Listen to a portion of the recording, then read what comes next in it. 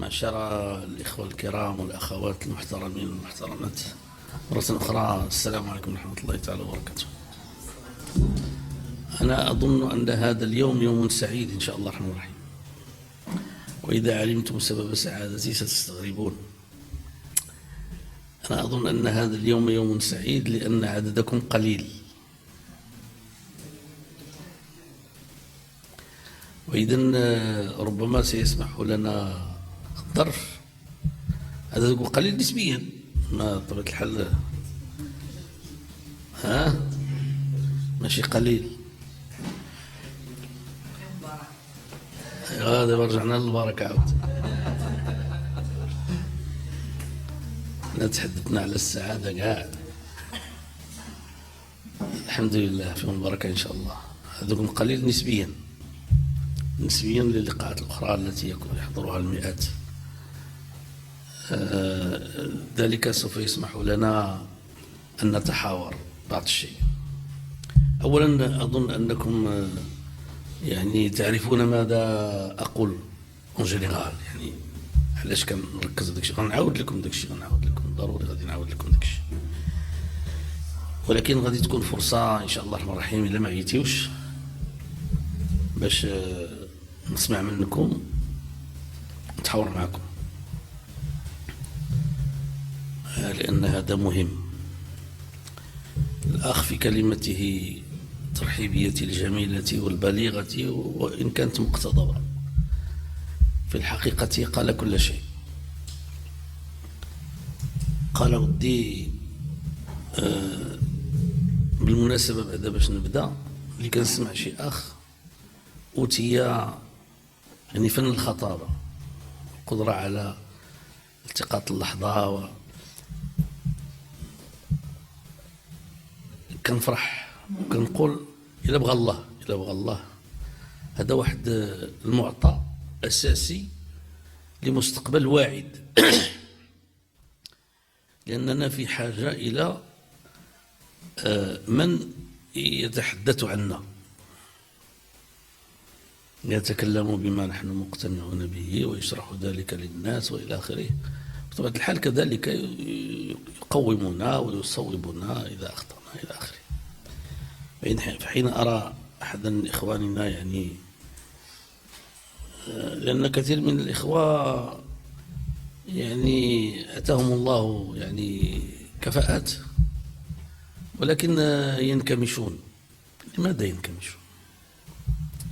هذه أسئلة يمكن أن نطرحها، أو أخواتنا كذلك، وفي بعض الأحيان يعني يرجعون إلى حياتهم العادية ككل الناس تقريبا، وهذا بالنسبة إلي غير معقول، حتى لا أقول لا يجوز. فقال كل شيء لما قال أن الأخ الإله يعني يعز الشباب وكذا إلى آخره. واحد المرة واحد السيدة جزائرية، هي تعرفت معها لما كنت رئيس ديال الحكومة، وبقات بيناتنا صداقة. كانت كتجيب لنا واحد المجلة اقتصادية، وهي عندها مشاريع على قد الحال هنا في المغرب، وتتجي مرة تتجي للدار تشوفني وتجيب ولادها إلى آخره. ملي تعفيت من رئاسة الحكومة جات لعندي شي نهار ولقات الإخوان تيهضروا وتيتكلموا إلى آخره، بقات كتبكي. قالت لهم سو ني با ان نوم بوليتيك، هذا راه ماشي سياسي. بقيت كنتعجب تنقول واحد الفتاة هذه جزائرية يعني بعيدة على الوسط وكذا إلى آخره، وفهمتني أكثر من اللي فهموني الآخرين اللي هما قراب ليا. أنا ماشي سياسي، كنفرح غير بالناس يكونوا كتار وأتباع وكذا إلى آخره. لا، كاين في الإخوان ديالنا اللي بحال هكذا، اللي يمكن إلا جا ما لقاش الجمهور كافي ما يدخلش كاع ولا يمشي في حاله، ولا هادشي كاين دون أن ننتقده، هذا واقع. أنا يعني أشعر أنني أدعي أنني أحمل رسالة، أو أنني تحملتها. نسأل الله سبحانه وتعالى أن يجعل العاقبة خير في النهاية، لأنه حين تتحمل شيئا ليس هنالك شيء مضمون، هل ستؤديه على الوجه الصحيح أم لا، الله أعلم. وهذه الرسالة بطبيعة الحال ربما في ماضي الأيام لما كنت في سنكم أو قريبا منكم إلى آخره لم أكن أبالي كثيرا، كنت كندير داكشي اللي كيبان لي والسلام. اللي قدر الله هو اللي كان، داكشي اللي يسر الله من الخير تيسر، والذي لم يتيسر لم يتيسر. ولكن في هذا السن ديالي بدا كيضغط عليا بزاف القضية ديال السن، والقضية ديال الصحة، والقضية ديال الشعور بدنو الأجال بشكل أو بآخر، والاستعداد للقاء الله إلى آخره. ف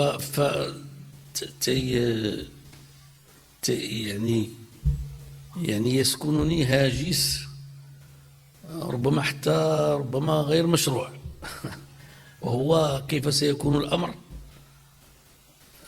من بعد. هل هذا الذي أؤمن به، لأنه أنا الأشياء اللي كان آمن بها أنا مقتنع بها، وهي ماشي يعني بضاعة حملتها طول حياتي وارتبطت بها، لا، هي تبدلت وتغيرت إلى آخره مع الوقت، حتى ربما أصبحت في بعض الأحيان يبدو كلامي مناقضا لوقت من الأوقات ربما، أو لما عليه الحركة الإسلامية عموما، وهذا صحيح. فكنقول واش كاين الناس اللي فهموا هذا الشيء اللي كنقول وقبلوه، لو كان يبينوا لي شي حاجة ماشي صواب أنا ندخل عليها، وقبلوه وتبناوه لأنه هو صعيب. وداك الشيء علاش داك الكلمة اللي قال صحيحة، أنه يعني أنا أعز الشباب ليس لأنهم يعزونني أو لأنهم يصوتون علي، لا، لأنني عندي واحد، كنقول الكبار بنادم اللي كيكبر كتغلط الجلده ديالو، كيولي في شكل سي نورمال. يعني كيكون صغير بحالكم، اما حر لنفسه او متزوج وعنده وليد ولا بنيه ولا جوج صغار الى اخره، هذا شيء اللي تيكبر وتيكبروا تبارك الله الاولاد، وتيكونوا عنده الوالدين، وتيكون عنده لا خص اللي بغى يقرا، خص اللي بغى ما نعرف شنو يدير الى اخره، وكتولي صعوبات. الحمد لله عموم اخواننا ليسوا مبتلين لا ب يعني سهرات ولا بخمور ولا بتدخين ولا يعني الاشياء التي عاده، ولا بقمار، الحمد لله. يعني في عموم الاحوال يعني اخواننا من هذا الجانب ريحهم الله تعالى، وهذا كثير جدا، يعني خصهم يحمدوا الله ويشكروا هذه الحركه اللي كانت سبب ديال هذا الخير. هذا نوع من الخير كبير. انا دابا ملي كنبقى نشوف بعض الافراد اما اصدقاء او البعض منهم ربما يكونوا في الاسره ولا شي حاجه، يعني داخلين في مشاكل لانهم داروا مخالفات شرعيه ولا كيشربوا ولا وداك الشيء عاده تيكون عنده تبعات ماديه، تبعات صحيه، تبعات الى اخره.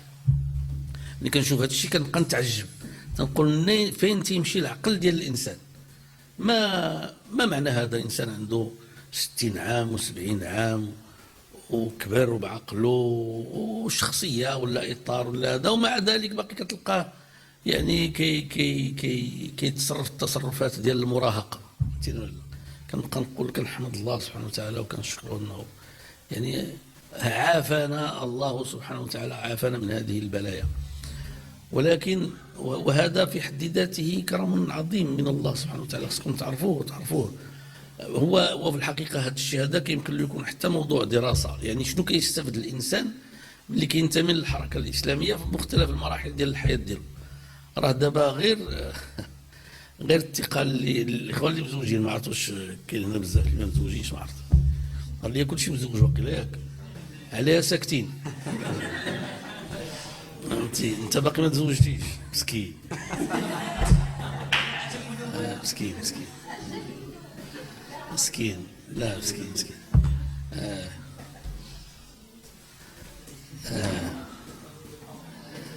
ف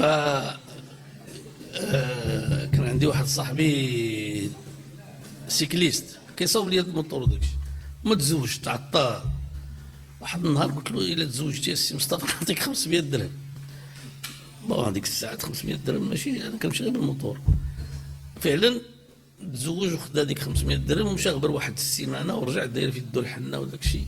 قلت له مدرا السي مصطفى، ايوا قال لي كنا مصيدين، يعني المعنى ديال الكلام اللي قال لي اللي ما تعرفون نعمة الله ثم تنكرونها. ف ف ف ف ف يعني كتكون الحياة يعني ملي تيكبر الانسان تيبدا يتعثر في رجليه وتلقى صعوبات كذا الى اخره، وما تيبقاش. ولكن ما نحن بصدده يعني لا ينفك. ما حد اذا كان الهدف، لان هذه وحده من الامور الاساسيه، اذا كان الهدف ديال النهار الاول صحيح اننا حنا دخلنا لهذا الشيء هذا وبين اعيننا الصوره كامله، لان الصوره كامله هي اساسيه، لانه الطبيعه ديال الدنيا في صفه عامه تقتص لك الصوره، تعطيك طرف من الحياه، حتى ماشي طرف كامل، كتعطيك الطرف من الحياه كتبقى تفكر فيه، كتبقى تفكر في راسك صغير وشاب والى اخره وخصك وما نعرف شنو الى اخره. هادشي اللي كاين. اما الصوره الكامله ديال الدنيا خصها تجيب لك حتى المرحله ديال الكبر والسن والعواز والعجز الى اخره، وخصها تجيب لك الصوره ديال الاخره. هذه هي الصوره الكامله. اذا كانت هذه الصوره صحيحه، فهمتني ولا لا؟ فان الانسان ملي تيقدر الامور من الاول غيفهم بانه كاين الدنيا وكاين الاخره، وان الدنيا يعني امام الاخره لا تكاد تساوي شيئا، وما الحياه الدنيا في الاخره الا متاع. يعني بحال شي نهار بالنسبه لهاد الدنيا هذه دوزتي شي ساعه زوينه، اما شي وجبه، اما شي حفله، اما شي حكايه.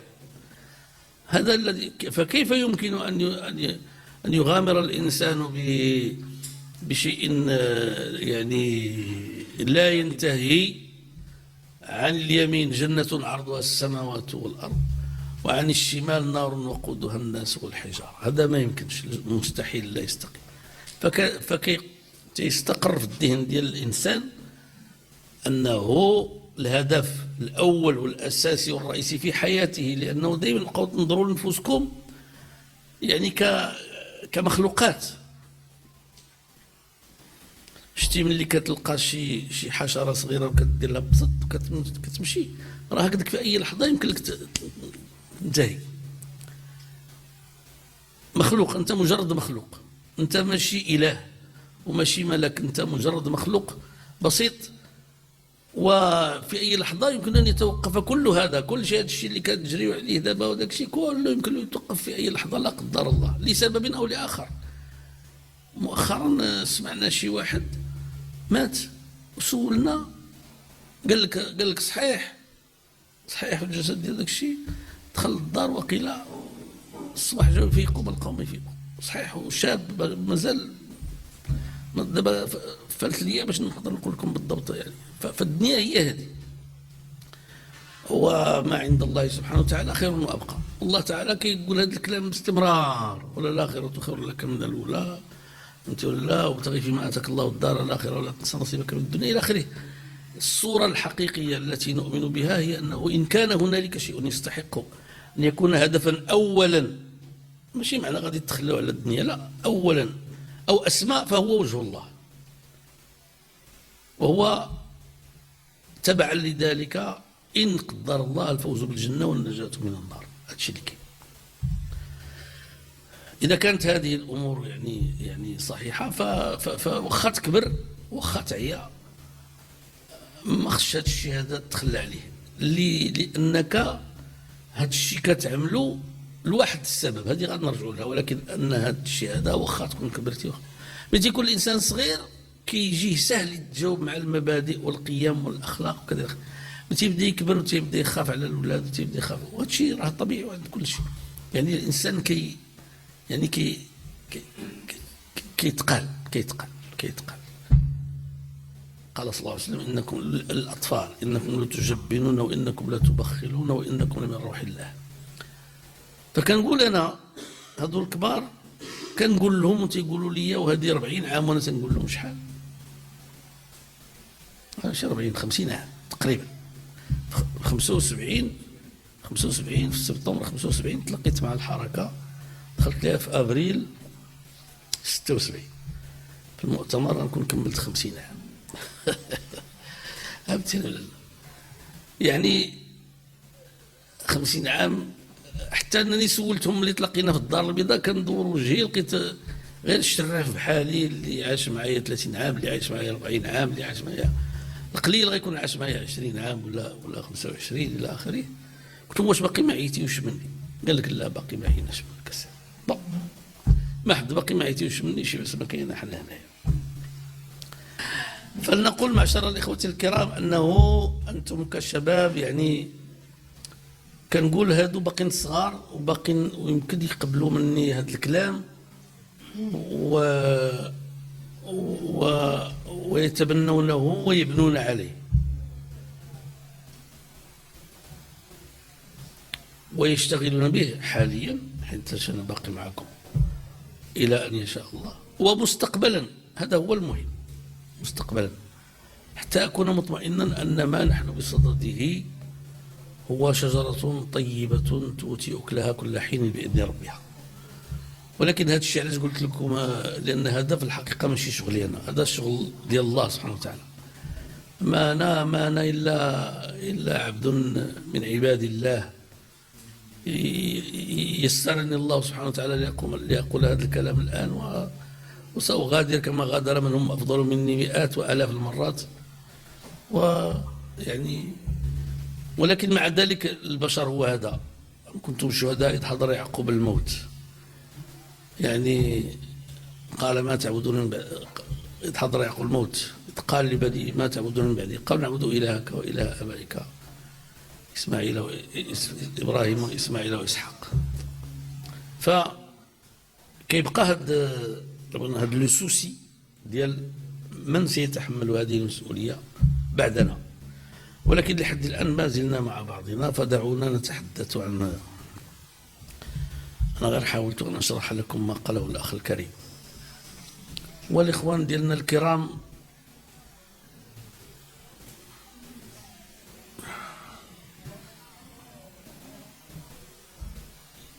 يمكن أن تحدث أحداث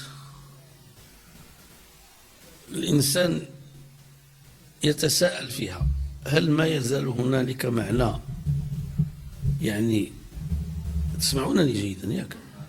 هل ما يزال هنالك معنى للاستمرار في هذا العمل الذي هو بكل صدق وبكل صراحة عمل مرهق، أو أنه لم يعد هنالك معنى ويمكن أن ينصرف إلى عمل آخر، يمشي للحركة ولا يمشي يعمل شي جمعية ولا أو يعني ينصرف إلى حياته العادية؟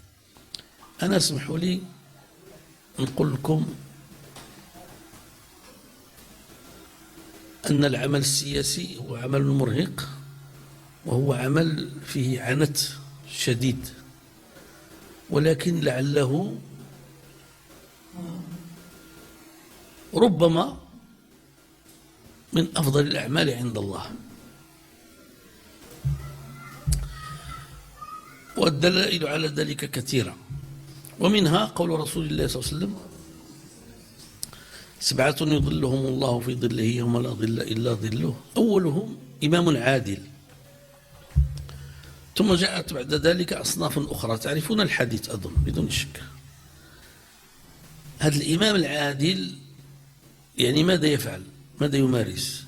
إنه يمارس السياسة، يعني يسوس الناس ويقودهم ويدبر شأنهم. والعمل السياسي الاشتراك فيه هو جزء من هذه الإمامة، إما بالمشاركة كالتسيير، تسيير جماعة أو يعني أو تسيير يعني وزارة أو تسيير يعني أي، وإما كنصح ومشورة، وإما كأمر بالمعروف والنهي عن المنكر، وإما كوقوف في وجه الفساد والاستبداد. طبعا هنالك يعني تخويف وتشويه للعمل السياسي حتى أصبح المواطن العادي أول ما تحدثه ينفي عن نفسه 3 أشياء. تقول لك أنا ما كنبغيش السياسة، وأنا ما كننتمي لحتى شي حزب سياسي. ولا قلتي له أنت اللي صوتي على هادو اللي كيحكمون دابا، تيقول لك أنا ما كنصوتش كاع واخا يكون كيصوت. هذه مؤامرة تمت، وأول من يجب أن ينسف هذه المؤامرة هو أنتم. العمل السياسي هو عمل أساسي ورئيسي في حياة الإنسان المسلم، والاشتغال به يمكن أن يشتغل بأمور أخرى، يمكن أن يشتغل بالدعوة، يمكن أن يشتغل يعني بالعمل الاجتماعي، يمكن أن يشتغل بالعمل الثقافي، كل هذا جيد، ولكن العمل السياسي هو الأعلى. وانظروا إلى كم من مرة ذكر الله سبحانه وتعالى موسى عليه السلام وتكليفه أن يذهب إلى فرعون ويأمره وينهاه، ورغم المشقة التي حتى أنه خاف أن يقتلوه وخافوا أن يقتلون. يعني العمل السياسي هو عمل هو الذي يحول بين الأمة وبين الانحراف. والذين لا يقبلون هذه المرجعية ولا يقبلون هذه المبادئ والقيم يحاولون جهد المستطاع أن يبعدوا الناس عنها لكي يبقى العمل السياسي لهم وحدهم، لأن الفساد والاستبداد يتضايق من أي شخص يرفضه أو يرفض أن يندرج فيه. الفاسدون والمستبدون طبيعتهم أن يقبلوا أن يروموا أن يعم هذا، وإذا عم يبقى عندهم هم الأفضلية، وإذا خرجوا الناس من السياسة فذلك مرادهم حتى يبقى لهم المجال. وإذا تعلق الأمر بأمثالهم تيقولوا هما عندهم القدرة باش يهزموهم، وخا يهزموا بعضهم بعضا ولكن النتيجة تكون واحدة. فهمتوني اش كنقول؟ يعني حين يكون الفساد والاستبداد يتصارع فيه طرفان تكون النتيجة يعني واحدة. الآن إلا شتيو فرنسا غتستغربوا أن الكلام الذي يعيبه عموم المواطنين على يعني النخبة السياسية يعني هو يعني الاستبداد ويعني اجتماع المال والسلطة وإلى نفس الأشياء التي كانت يعني في فرنسا مهما ترى إشكال منذ زمن طويل حتى قبل الثورة الفرنسية. نفس الكلام، نفس الموضوع، نفس إلى آخره. فأن تكون تنطلق من المرجعية الإسلامية، وأن تكون تحسن فهمها وتعلمها وتحسن تمثلها، وأن تكون تدعو إلى ذلك وإلى الالتزام بذلك في كل المجالات بما في ذلك في الحكم والسياسة إلى آخره. يعني أنت عنصر غير مقبول وستسلط، وإلا غتبقوا تتساءلوا غتقولوا هذا السي عبد الإله بن كيران والعدالة والتنمية لماذا هم مستهدفون؟ شنو داروا كاع دو موفي؟ إلا رجعتي حتى ل 2002 يعني كانت المعركة ضدنا محدودة جدا. يعني ملي دخلنا كاع البرلمان كان لا يكاد يبالي بنا أحد. ملي جات القضية ديال الخطة الوطنية لإدماج المرأة في التنمية وقفنا في وجهها، يعني وقفوا في وجهنا الناس اللي ما متفقينش، يعني متفقينش معنا، باغيين حاجه اخرى الى اخره، وشويه كيشبهوا لنا اليساريين وكذا. ثم بعد ذلك بعد 2002 ما دمنا قد انتقلنا من 9 إلى 14 ثم إلى 42، أصبحنا العدو رقم واحد في البلد، ولا نزال من 2002 اليوم، يعني هذه 22 سنة. علاش؟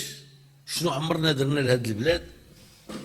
حتى داك الشيء اللي كيديروا الأحزاب السياسية الأخرى من الازعاج او من ما كنديروش.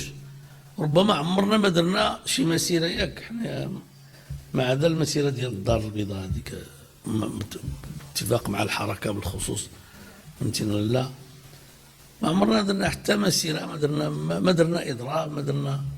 كاين النقابه كانت دارت واحد الاضراب يعني مؤخرا، ولكن بحال واش متفاهمين معايا ولا؟ يعني حنايا بحال بغيت تقول حنايا نقوم بما يسمى بدور الابناء البرره ديال الدوله، كندافعوا عليها وكذا، ولكن خصومنا داخل دائره النفوذ وكذا الى اخره يؤلبون ضدنا المجتمع ويؤلبون ضدنا، حتى اصبح العداله والتنميه يعني حزبا تقريبا منبوذا، وان كان المجتمع يعني عنده رأي آخر أظن، والله أعلم.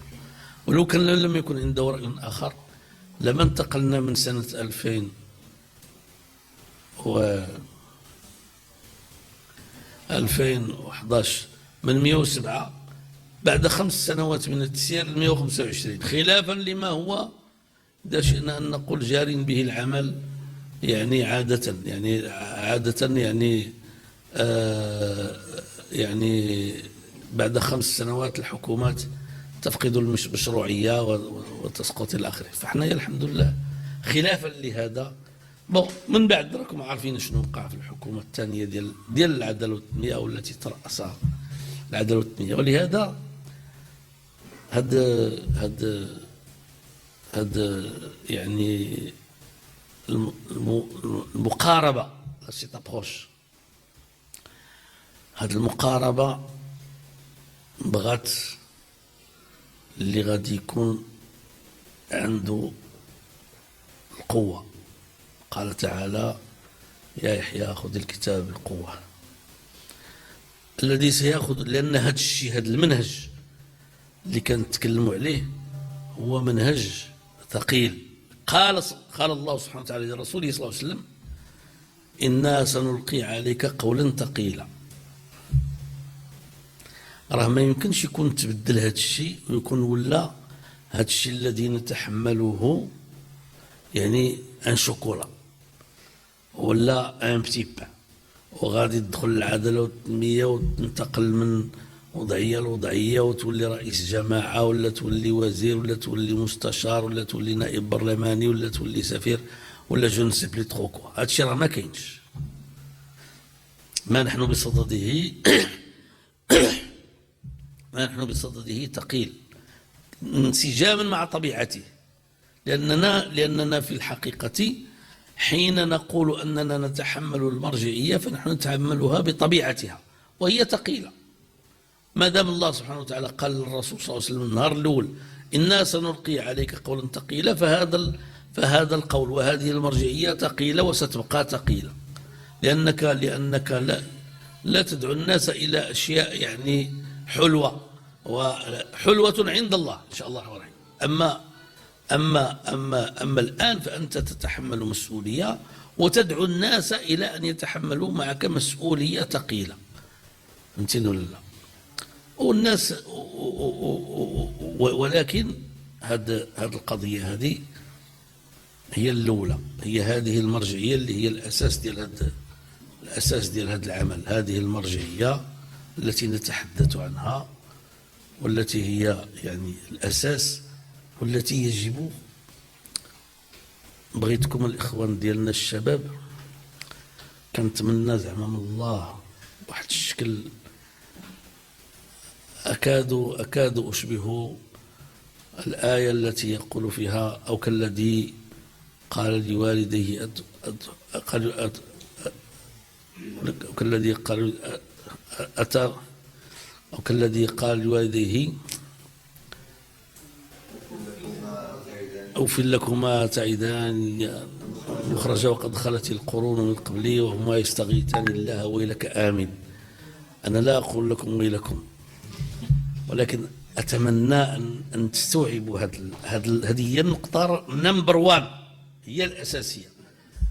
هذه الآية من أعز الآيات اللي عندي، واخا هي ثقيلة وواعرة وغير اليوم قريتها يعني، ومع ذلك يبدو أنني ما بقيتش كان كالذي قال لا وليت كنسى، كنلقى صعوبة باش نتذكر الأشياء اللي أنا حافظها. وكالذي قال لوالديه أوفل لكما أتعدانني أن أخرج وقد خلت القرون من قبلي وهما يستغيثان الله ويلك آمن. فأنا كنقول لا أقول لكم ويلكم، ولكن أقول لكم يا لسعدكم إذا فهمتم واستجبتم. أشنو كنطلب منكم؟ كنطلب منكم تعاودوا ترتبوا الحياة ديالكم بهذه المقاربة، بهذا المنطق. وهذا يقتضي أولا وقبل كل شيء أن تبذلوا مجهودا حقيقيا في فهم ما أنتم بصدده وتعلمه. دابا غنقول لكم واحد السر، هو ماشي السر في الحقيقة، لأنني سبق لي أنا الحمد لله عندي 6 ديال الأولاد، جليدات و4 ديال البنيات، وحدة معاقة، هذه ما نهضروش عليها، معاقة نحن وإياها في يد الله. ضيفتنا ونحن ضيوف عندها، وما لم نشعر بها أنها تتألم نكون سعداء، الحمد لله، الحمد لله عليها. 5 آخرين، 2 ولاد و3 البنات، كلهم الحمد لله مزيانين، كلهم الحمد لله مزيانين، كلهم الحمد لله كيصليوا، كلهم الحمد لله كيقوموا بشي بركة. انتبهت إلى أنني في تربيتي لهم لم أنتبه إلى شيء. هما مزيانين الحمد لله، وكيظهر لي منتسبين للحركة بشكل أو بآخر. كنظن الحزب ما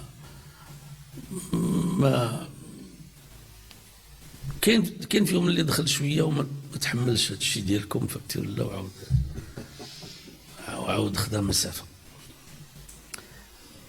كنتأسف لأنني كان ربما من الممكن نبذل مجهود هذا الشيء الذي نحن فيه ماشي غير أدعوهم إليه فقط، وقد دعوتهم إليه، والحقيقة الوالدة ديالهم قامت بواحد الدور الله يجزيها بخير كبير، ولها يرجع الفضل بالأساس، لأن أنا كنت مشغول. هذه الحقيقة، هي كنت مشغول، جري كنرجع بالليل الصباح ملي كينوضوا هما باش يمشيو للمدرسة تكون أنا باقي ما فقت إلى آخره. دونك كان من الممكن نبذل المجهود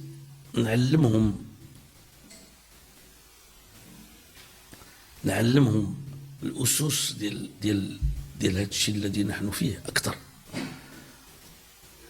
سواء تعلق الأمر بالتفسير أو تعلق الأمر بالفقه أو تعلق الأمر بالحديث أو تعلق الأمر بالسيرة، أو هذيك بحال كتعطي الأطفال ثروة.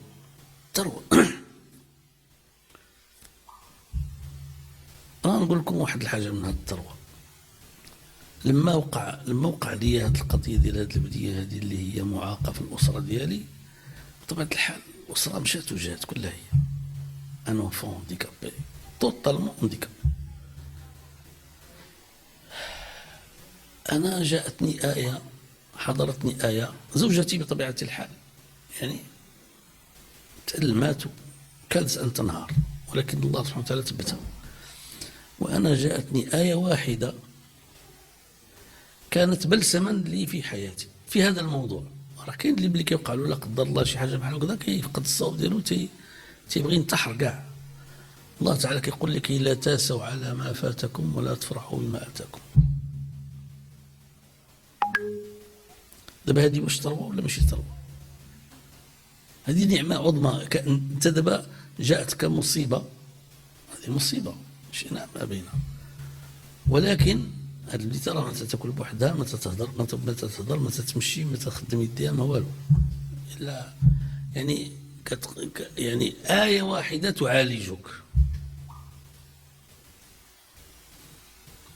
ملي مات السباهة الله يرحمه، دخلت كنت بيت النعاس ديالي، قررت نسد عليا البيت وما نهبطش وما نهضر مع حتى واحد وما نشاركش في الجنازة وما ندير حتى وحدة فيهم، صافي، ونهز يديا من رئاسة الحكومة ومن كل ما أنا فيه. فجاءني قوله تعالى: يا أيها النبي حسبك الله. الرسول صلى الله عليه وسلم قال الله سبحانه وتعالى قال له: يا أيها النبي حسبك الله. قلت كيف؟ وش يعني قال له حسبك الله؟ إذن أي إنسان حسبه الله. فما يمكنش الإنسان يعني وقع له مصاب يترك مهمته ومسؤوليته. فقمت لتحمل مسؤوليتي. والغريب أنني يعني النهار اللي من بعد الموت ديالو السباهة مات نهار الأحد، دفناه نهار الثلاث، ونهار الخميس كان عندنا مجلس الحكومة وبلاصتو قدامي، أنا كنجلس هنا وهو تيجلس هنا.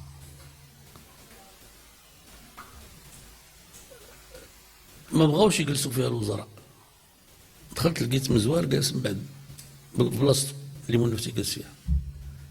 قلت له: سي مزوار جلس في البلاصه اللي كان تيجلس فيها السي. ما بغاش، والحكومه ما بغاوش. قلت له: واش بغيتينا نديروا اجتماع مع الموتى؟ صافي السباهه مات، جلس هنا عاد باش توقظوا كاملين وعاد باش رجع السي. ومثل هذا كثير. وحين تعلم هذا لأبنائك يعني أنت ما عارفش الدنيا اش غتجيب لهم، الدنيا هذاك الشيء اللي غيوقع فيها أنت ما عارفش. ولكن إلا علمتيهم هذه المعاني، علمتيهم هذه المبادئ، علمتيهم هذه القيم، علمتيهم هذه الآيات، علمتيهم هذه الأحاديث، راك ستعطيهم رصيد سيتجاوزون به عقبات الحياة، بما في ذلك الثروة. الثروة لا تبدو عقبة، الثروة مطمح كل إنسان. قارون كانت عنده ثروة، ما إن مفاتحه لتنوء بالعصبة أولي القوة، ولكن الله سبحانه وتعالى يعني الذين أوتوا العلم يعني من قومه ماذا قال له؟ قال له: ابتغي فيما أتاك الله الدار الآخرة. حيت دابا كاين اللي كيقول لك القرآن ولكن القرآن لا غير قريتيه شنو؟ غتدي الأجر ديال كل حرف حسنة وكل حسنة 10 أمثالها بتدر، ولكن خصك تقرا انتبه شنو كتقرا. وابتغي فيما أتاك الله الدار الآخرة ولا تنسى نصيبك من الدنيا.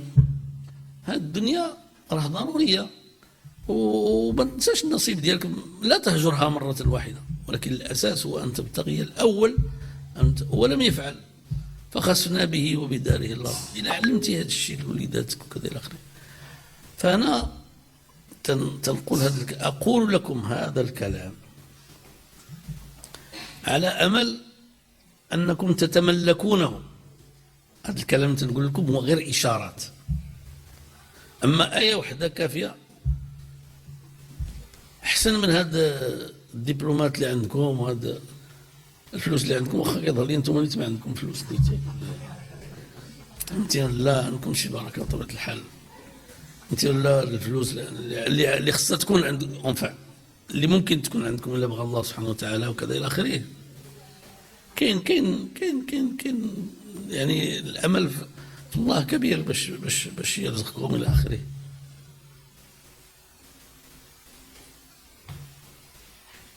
كاين آية واحدة أحسن منه كونين. الله سبحانه وتعالى يقول فيها: ومن يتق الله يجعل له مخرجا ويرزقه من حيث لا يحتسب. إذا تحدث عن الرزق في مستوى ثاني، قال لك بعدا يجعل له مخرجا. إذا أنت إلا علمتي ولدك غير هذه ورسخ في ذهنه أن يتقي الله، ماشي غير علمتيها له ومشى هو في الهوى، لا، رسخ في ذهنه أن يتقي الله. خاصكم تكونوا فاهمينها، لأنه الإنسان في بعض الأحيان يكون في مأزق، وإذا لم تكونوا قد مررتم من مأزق وجعل الله لكم مخرجا ما غتفهموش هذا الكلام. أنا ملي كنت في السجن في درب مولاي الشريف كان عندنا يعني المصير معروف، إما يجيب الله الفرج، إما تمشي للمحكمة. أول ما وصلت دار معايا الحوار هذاك الضابط المكلف بسميتو، قال لي سير وليدي تيجيب الله الفرج ولازم تمشي للمحكمة يضربوك بشي 5 سنين. هذه 5 سنين راهي ملطفة، حيت جا واحد الأخ من بعد منا وما كانش زعما داير شي حاجة أخرى أكثر منا، مشى ب10 سنين. واحد كان دخل بوحده، وجاو من بعد منا أربعة ديال الإخوان ديالنا، السي العربي ملاحظ والسي ريفلا عبد الرحيم والسي عبد الله العماري والسي الرابع ما بقيتش عاقل عليه عبد الله بن الكرد. ما كان عندهم والو، كان عندهم شي لقاء داروا كذا. 10 سنين ديال الحبس دوزوها كامله. فانا لا في هذيك لا في المره الاولى كنتذكر قول الله سبحانه وتعالى: فلولا انه كان من المسبحين للبث في بطنه الى يوم يبعثون. هذا هو المخرج، كان سيبقى في بطن الحوت الى يوم يبعثون. في درب مولاي الشريف ملي كتدخل اما كيجيب الله الفرج كتخرج، اما كتمشي للمحكمه كتدي، اما تبقى تما شحال، نهار يومين اسبوع اسبوعين شهر شهرين عام عامين 10 20 عام، ما نعرف. ما عندك حتى شي ضمانه، ما دزتي قدام قاضي التحقيق، ما قلتي قدام وكيل الملك، ما والو، ما عارفين والدينك فين انت اصلا. فكنت اذكر الله طول الوقت. انا شخصيا بقيت شهرين، الذين سبقوني بقوا شهرين وبضعه ايام. سعد الدين العثماني وسعد العمراني واخوان اخرين كانوا ماشي 60 ولا 70 واحد. فشنو هو المخرج؟ يجعل له مخرجا، هذا وعد، ويرزقه من حيث لا يحتسب. هادشي دابا اللي كنقول لكم غير يعني غيض من فيض، غير نقاط. مازال ما تكلمناش على الاخره ولا داك الشيء الاخر، فهمتينا؟ لا باين راكم عارفين هادشي اكثر مني. فكيبقى فيا الحال تنقول علاش ولادي ما ولادي الحمد لله دابا في الحق هادشي تيبذلوا فيه مجهودهم هما. انا كنتكلم معكم حتى نتوما ولادي،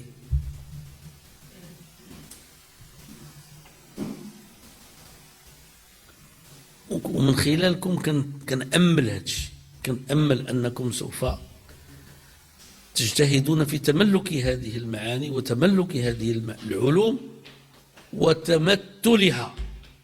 وشتي إلا درتي غير هذه وفي هذا يدخل كل شيء، لأن حنايا النهار الأول فاش دخلنا ما دخلناش باش نكونوا في رئاسة الحكومة، ولا دخلنا لهذا العمل. يعني ديك الساعات كان في الذهن ديالنا الحكم، يعني الدولة الإسلامية. من بعد هذاك الشيء صحناه، راجعنا يعني أننا حنا ماشي واجب علينا باش ناخذوا الحكم ولا باش نعملوا باش ناخذوا الحكم، ولا، ولكن الواجب علينا نعملوا باش نصلحوا الحكم، ماشي عيب. وهذا الذي حاولناه وهذا الذي نحاوله، ولم نحقق كل ما نريد، ولم يذهب عملنا يعني سدى. الحمد لله إلى حد الآن الأمور تسير بطريقة إيجابية. بطبيعة الحال في مرحلة من المراحل كانت الأمور أحسن بكثير، حيث ما تعتبروش باللي يعني راه واحد الأخ جا عندي قال لي السي بن كيران في الوقت ديالكم، قال لي الإدارة كنا كندخلوا لها، ورجل أعمال، قال الإدارة كندخلوا لها كنحسوا باللي الموظفين كيعتبرونا، تيستقبلونا وتيهضروا معنا وتيحلوا معنا المشاكل، ربما ماشي دائما. قال لك دابا ما كتلقاش حتى اللي يستقبلك ولا يهضر معك. هذا داخل في الإصلاح، داخل في الإسلام في تقديري أنا والله أعلم. فهذا الذي أرجو منكم. طبعا هو هذا الشيء دابا إلى فهمتيه واستوعبتيه وتبنيتيه، راك انت غدير الطريق لراسك، غتعرف شنو كيقتضي هذا الشيء الى اخره في الحياه ديالك وفي النضال ديالك وفي الحزب وفي الحزب ولا في شي حاجة أخرى ولا غتعرف. كاين بعض الإخوان ديالنا اللي شفتهم فارقونا كاع مشاو، ولكن هذا الشيء اللي داو معاهم ارتقوا في مراتبهم، فهمتيني ولا لا؟ كاين فيهم اللي معروف، فهمتيني ولا لا؟ يعني السي حمد العبادي راه كيسير مؤسسة إلى آخره إلى آخره. واحد الأخ تيقول لهم أنا الكلام اللي هو طبيب، تيقول لهم الكلام اللي تيقول السي عبد الإله نفعني في مهمتي، داكشي اللي كندير. ولكن أنا ما كنتكلمش معكم على هذا الشيء، هذا غير اللي بغينا نقولوا فوائد جانبية. الله يرضي عليك، كنت نقول هامشية، هي جانبية. أنا كنتكلم معكم على ما نحن بصدده، ما نحن بصدده في أمتنا العربية والإسلامية، لنقول في البشرية جمعاء، في دولتنا، في حزبنا. الأولى هي هذا الشيء اللي تنقول لكم ديال، يعني ما بغيتش تقول لكم اتفقوا في الدين، ما كنتكلمش معكم على التخصص في الفقه، وإلا خصكم كاملين تمشيو وما ديروا حتى حاجة أخرى. كنتكلم معكم على هذه الروح ومقتضياتها، الحد الأدنى من العلم الذي لا تكون إلا به، وتمثلها، فهمتي ولا، وتملك هذه المعاني. ولا فهمتيو هذا الشيء فهمتيو كل شيء الآخر. غتعرفوا انتم تصرفوا. شتي واخا ما تبقاوش كاع في هذا الحزب، واخا ما تبقاوش كاع في هذه البلاد، واخا كاع تمشيو للصين الشعبية ولا أين كان، غتعرفوا شنو خصكم ديروا.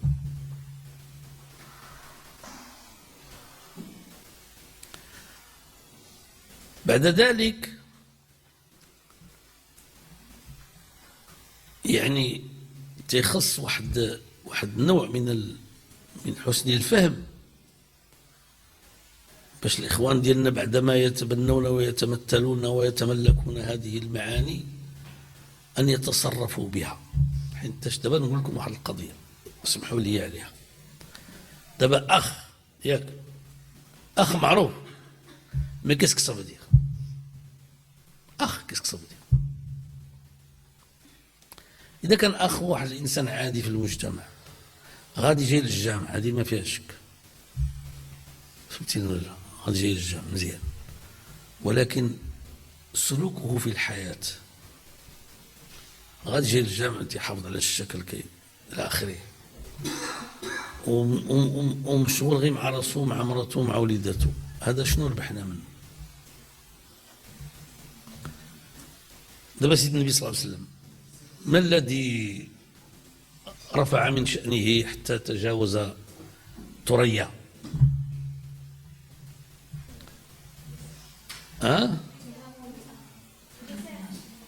إنما هو سلوكه في الحياة. قبل أن يبعث عرف بأنه صادق أمين.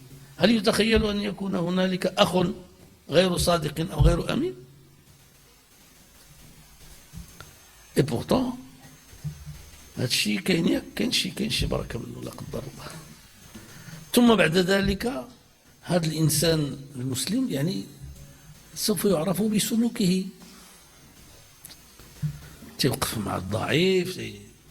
شتي إلا جات غير امرأة عندك من البادية ديالكم وديتيها للطبيب، كتخسر تمشي للطبيب ومشيتي معها وعطيتيها الخطر وكذا إلى آخره وعاود رجعات، فأنت على منهج رسول الله صلى الله عليه وسلم. راك فهمتي؟ انت فهمت. وحتى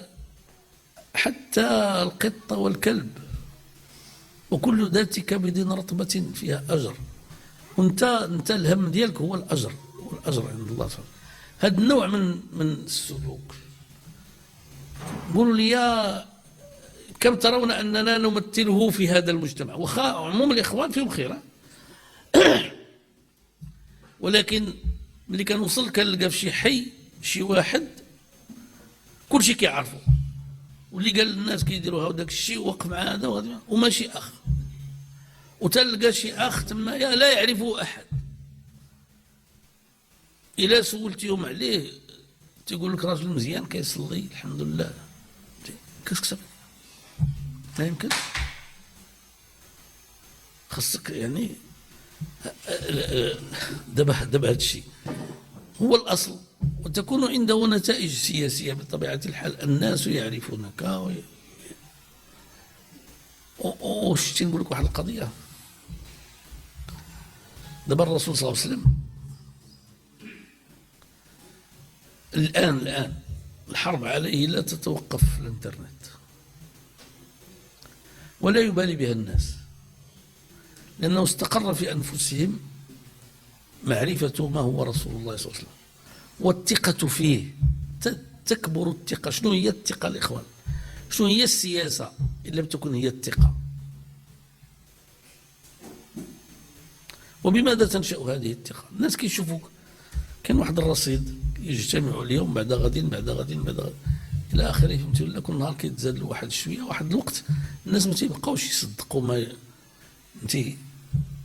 ما يقال عنك، لا يبالون، كيعرفوك بلي انت انسان ديال المعقول وديال الجديه وديال كذا الى اخره. وقول الحق، حيت الحركه الاسلاميه وقعت في واحد الخطا. هذا الخطا في الحقيقه هو قاتل، وقد قتل منها عددا كبيرا من الناس.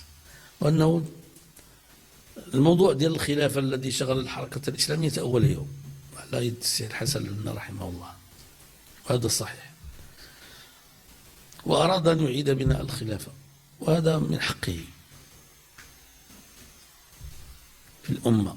ثم بدأ يتكلم على الفرد المسلم والأسرة المسلمون إلى آخره إلى آخره. قعدت واحد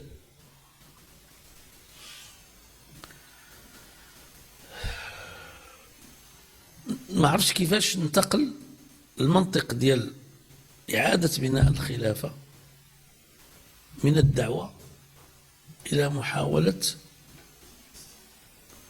انتزاع الحكم. جو نسي با كومون.